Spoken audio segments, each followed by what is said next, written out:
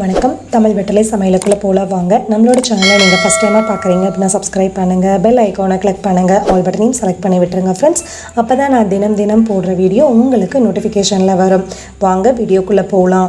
இன்றைக்கி நம்ம சூப்பரான ஒரு ரெஸ்டாரண்ட் ஸ்டைல் சிக்கன் ஹாண்டி பார்க்க போகிறோம். அதை எப்படி செய்கிறது, அதுக்கு என்னென்ன பொருள் தேவை அப்படிங்கிறத நம்ம வீடியோக்குள்ளே போய் தெரிஞ்சுக்கலாம் வாங்க.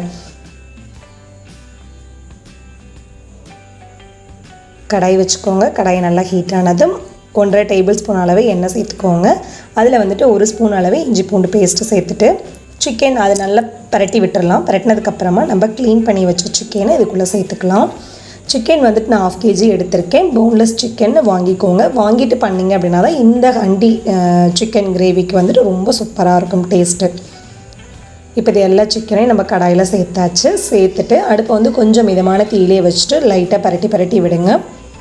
இந்த போல் நல்லா வெந்து சுருண்டு கலர் மாறி வரும். அதாவது ஒயிட் கலராக இருக்குது இல்லைங்களா, இந்த போல் மாறி வரும். இப்போ நல்லா பரட்டி விட்டுருங்க. அடுப்பு கொஞ்சம் மிதமான தீயிலே வச்சுருங்க. சிக்கன் வேக தண்ணி விடும் இல்லைங்களா, இதுலேயே 3/4 பாகம் நல்லா குக்காய் வந்துடும் நமக்கு. அது அப்படியே இருக்கட்டும். நெய் நான் அதில் சேர்த்துருக்கேன். நெய் கொஞ்சம் ஹீட் பண்ணிவிட்டு நெய்யும் ஆயிலும் கலந்து சேர்த்துருக்கேன். 2 பெரிய வெங்காயம் நல்லா பொடிசாக கட் பண்ணிட்டு உள்ளே சேர்த்துக்கோங்க. வெங்காயம் இந்த போல் கலர் மாறினதுக்கப்புறமா 2 ஸ்பூன் அளவு இஞ்சி பூண்டு விழுது உள்ளே சேர்த்துக்கோங்க. இஞ்சி பூண்டோட பச்சை வாசனை போனதுக்கப்புறமா ஒரு தக்காளி பொடிசாக கட் பண்ணிட்டு உள்ளே சேர்த்தாச்சு. அதுவும் நல்லா கலந்து விட்டுடலாம். தக்காளி வெந்ததுக்கப்புறம் எண்ணெய் பிரிஞ்சு வரும் இல்லைங்களா, இந்த ஸ்டேஜில் நம்ம மசாலா பவுடர்லாம் சேர்த்துக்கலாம். 1/4 ஸ்பூன் மஞ்சள் தூள், தேவையான அளவு உப்பு, 1/2 ஸ்பூன் தனி மிளகாத்தூள், 1/4 spoon Kashmiri chilli powder, 1 spoon மல்லித்தூள் சேர்த்துருக்கேன். உங்கள் காரத்துக்கு தகுந்த மாதிரி நீங்கள் மிளகாத்தூள் குறைக்கவோ அதிகப்படுத்தவோ செஞ்சுக்கோங்க.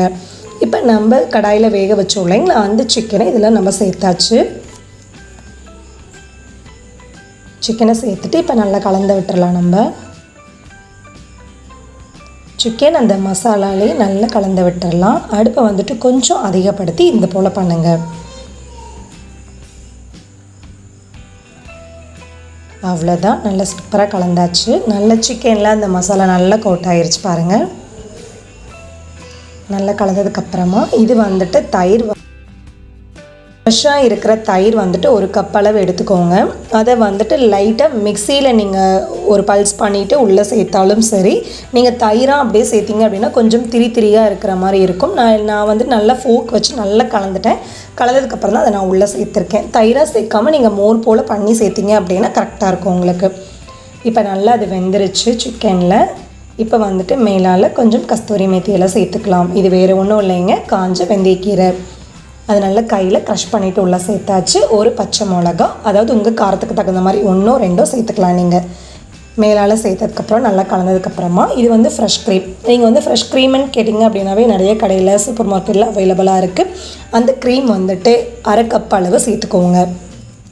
சேர்த்துட்டு லைட்டாக கொஞ்சம் தண்ணி சேர்த்துக்கோங்க. இந்த ஸ்டேஜில் உப்பு காரம் நீங்கள் பார்த்துக்கோங்க. நான் செக் பண்ணையில் எனக்கு காரம் மட்டும் கொஞ்சம் குறைவாக இருக்குது. ஸோ அதனால் 1/2 ஸ்பூன் தனி மிளகாத்தூள் சேர்த்துருக்கேன். சேர்த்துட்டு இப்போ இதெல்லாத்தையும் நல்லா கலந்து விட்டுறலாம். அடுப்பு இப்போது மிதமான தீயிலே வச்சுட்டு நல்லா குக் பண்ணுங்கள். எண்ணெய் நல்லா பிரிஞ்சு வரணும் சிக்கனில். அப்படி வந்தது அப்படின்னா நமக்கு சிக்கன் ரெடி ஆயிடுச்சுன்னு அர்த்தம். அதாவது இந்த போல் நல்ல சிக்கனில் எண்ணெய் பிரிஞ்சு வந்துருச்சு, சூப்பராக தயாராகிருச்சு. ஃபைனலாக மல்லி இலை தூவிட்டோம் அப்படின்னா அவ்வளோதான் ஃப்ரெண்ட்ஸ், நம்மளோட ரெஸ்டாரண்ட் ஸ்டைல் சிக்கன் ஹாண்டி தயாராகிருச்சு. இது சப்பாத்தி, பரோட்டா, பூரி, நான்கு எல்லா டிஃபனுக்கும் நல்ல மேட்ச் ஆகிற காம்போ. இது ரொம்ப சூப்பராக இருக்கும். அப்புறம் பிரியாணிக்கும் சைடிஷாக அதை தொட்டுக்கலாம், ரொம்ப சூப்பராக இருக்கும். ஸோ ஈஸியான, கண்டிப்பாக இந்த ரெசிபியை ட்ரை பண்ணி பாருங்கள். எப்படி இருக்குன்னு சொல்லிட்டு கமெண்ட் பண்ணுங்கள். நம்மளோட சேனலுக்கு சப்ஸ்கிரைப் பண்ணுங்கள். அப்போ தான் நாளைக்கு நான் போஸ்ட் பண்ணுற வீடியோ உங்களுக்கு நோட்டிஃபிகேஷனில் வரும். தேங்க்யூ.